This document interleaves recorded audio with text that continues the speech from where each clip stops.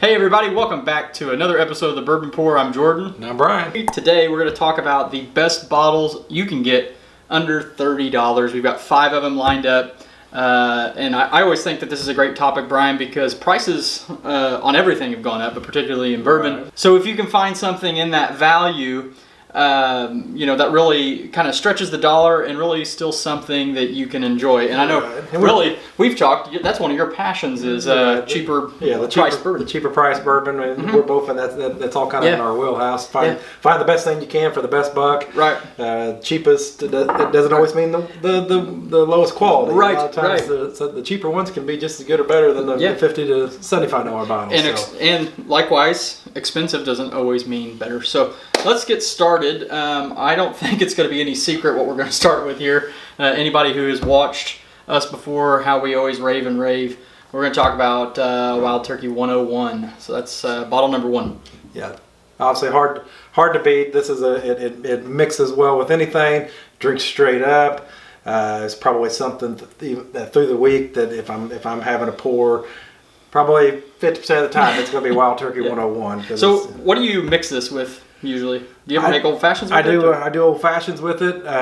It makes a good. I'm trying to think of a brown. I can't think of the name of it. It's a brown something. I should have thought about that before. That's all right. I put you on the spot. Because I'm not really big into cocktails, so usually I drink this neat. Never on the rocks.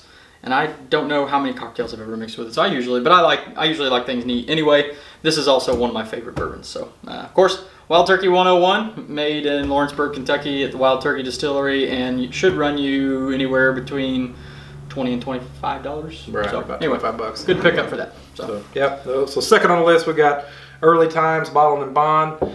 I don't know when our episode's going to come out. I do have a bottle of this that I believe is bad, but I'm not giving up hope on it. No. I believe Early Times is one of the best bottles on the market. Mm-hmm. This is a little liter that you usually find for around $25 to $27. Some areas a little bit more. Some of it is almost an allocated type of bottle, but it technically is allocated, and used to be produced by Brown-Forman, and now produced by Sazerac. Is it Black Tops? I think are still out there. Yeah. I've never had one. I've never tried anything. You mentioned prices can vary in the allocation. I went to a store in Kentucky on the way down to vacation and passed it up because I had this bottle and it was $27.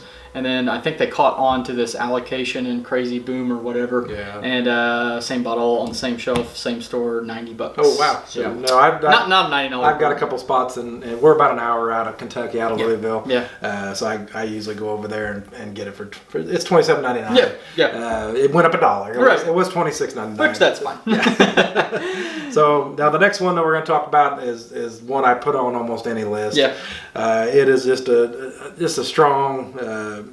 Everyday serves the purpose for drinking neat, mixing JTS Brown Bottled and Bond. I'm gonna have a little bit of this. Yeah, so that's the one that if somebody gave me $30 and said I could go buy a bottle, this would probably be my first choice, and then I'd save the $17 and put it back in my pocket.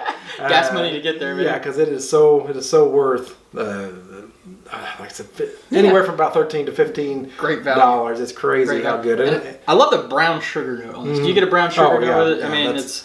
Yeah, it's definitely sweet. It's a Heaven Hill product. We're gonna have a couple of those on our list here, but they're just hard to beat. They've cornered that market of the lower cost bourbon and the lower cost bottled and bond.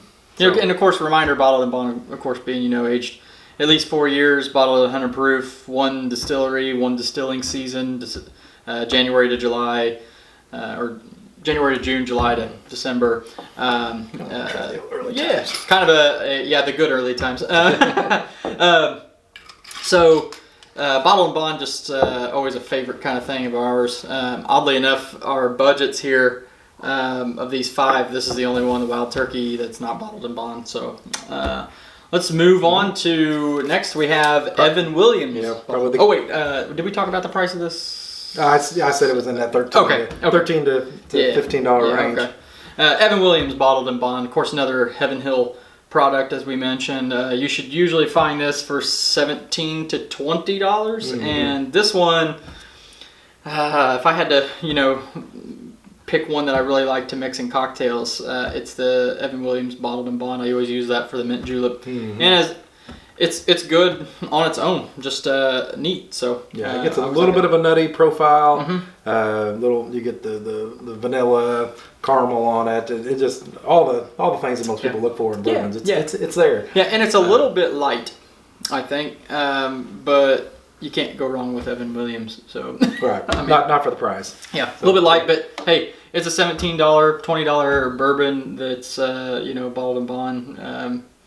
It's probably aged right at that 4-year mark, or maybe a little bit older, but still just incredible value. Right, definitely. So, last on the list, what do we have? We got our old Granddad Bottled and Bond. We like our Bottled and Bond products. We're hitting that pretty heavy.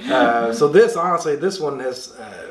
everybody over there for the longest time was on the old Granddad 114. Everybody loved 114, and that was just what... And I like it, but nothing compared to this. I always went to this.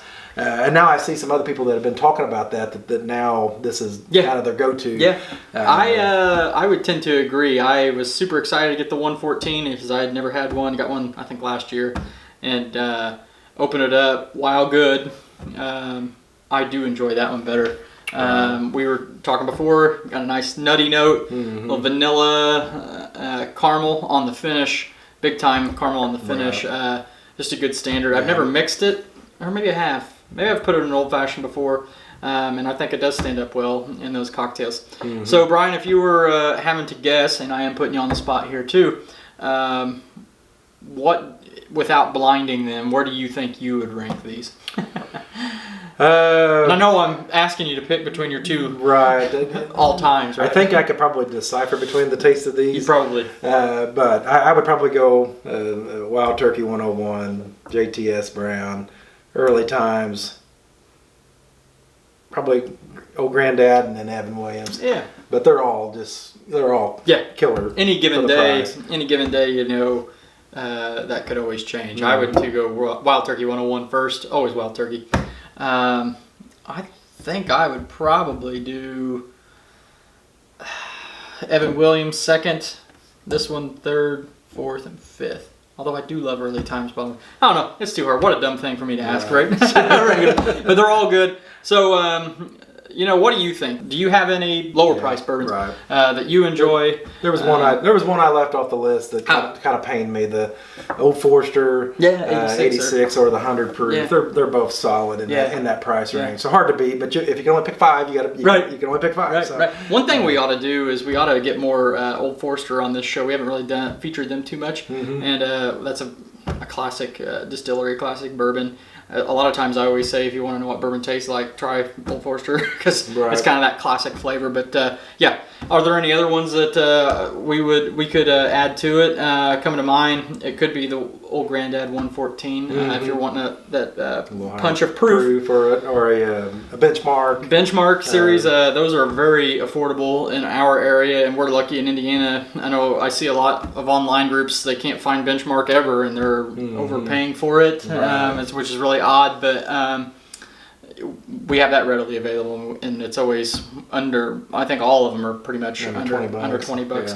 Yeah. Depending where you can find it, Russell's Reserve 10-year can be found for $30, but it's been creeping up. But that's a hard one to. Now it's getting a little harder to find under 30. A couple places you can still get it. Yeah. Maker's Mark, regular old standard Maker's Mark could be on the list. 101, Maker's 101 used to be under 30, and it's kind of up there now. But 30, I got it for 32 the last time I bought it. So, And Woodford Reserve used to be in that range, but I think it's about 35 now. So anyway, let us know. Is there something on the list that we've missed? What you think? Do you enjoy these? Would you swap them out? Where would you rank them? Anything you want to share with us, be sure to put that in the comments below. As we always say, when you're with your family and your friends, always share your whiskey.